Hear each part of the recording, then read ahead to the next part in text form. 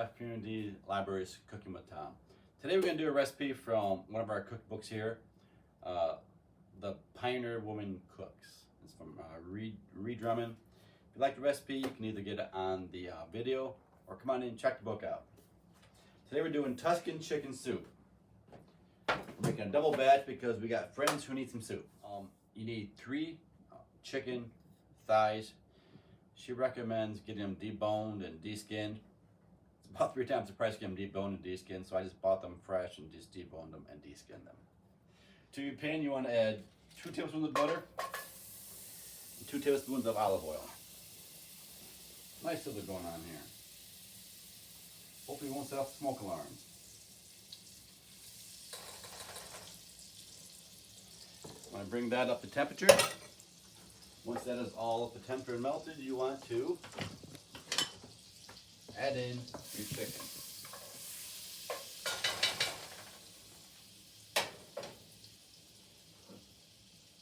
You'd be using 3 thighs. I've got 6 here.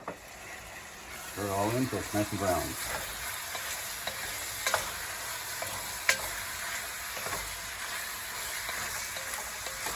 Chicken, your onions, and your garlic has all been sauteed for about 5 minutes. It looks like it's nice and done. The onions are translucent. You add in your 2 tablespoons of tomato paste. Stir that in well. Then you add in your tomatoes, your puree, and your diced. We'll see how big this pan really is for in a second here. See if we can do a double batch.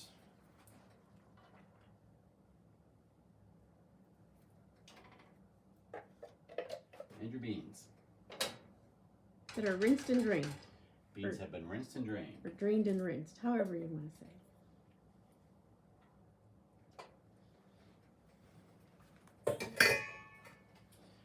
I'll start with the appropriate sized pot. This one's going to be a little bit small for what we want to do.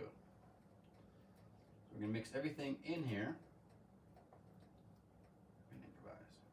Because we doubled the recipe, my pan was getting a little bit full, so I took half the contents out, and we'll continue on in 2 batches. I'll show you 1 batch at a time. I'll show you 1 batch. We're back to just the original recipe now. We're not doubling it. You want 4 cups of chicken broth. I recommend a low sodium. At home, I would probably just use water and bouillon. Add that to your tomatoes.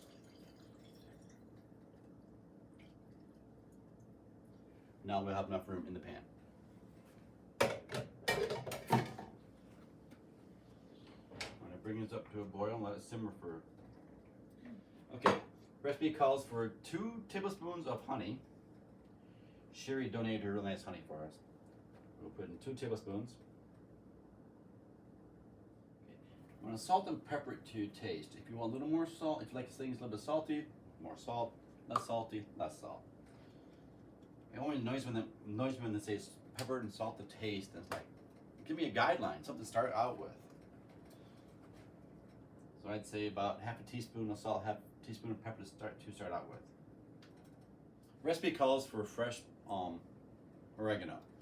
I could not find it at Meijer. I could not find it. So it calls for 2 teaspoons of fresh oregano. We're going to use 1 teaspoon of dry. Because dry is much more important than fresh is.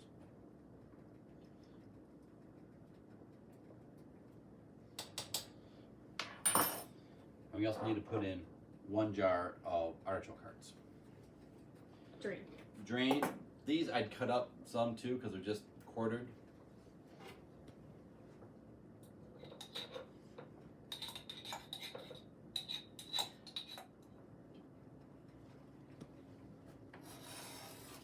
Is that heat too high on the stovetop? Yeah, I'll pull it down some. Not to micromanage or anything, but oh, it looks you pretty like to elegant. micromanage. Go on. Okay, your soup simmered for about 10 minutes. Then we put the artichoke hearts in it and the basil. I'm sorry, the oregano. Now you just let it simmer for about 15 minutes, just to let the flavors really seep into it.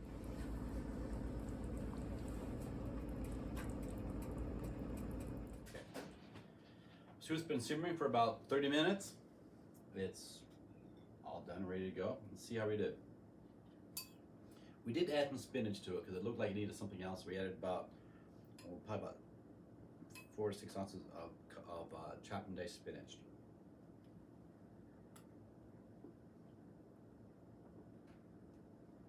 It's really good soup.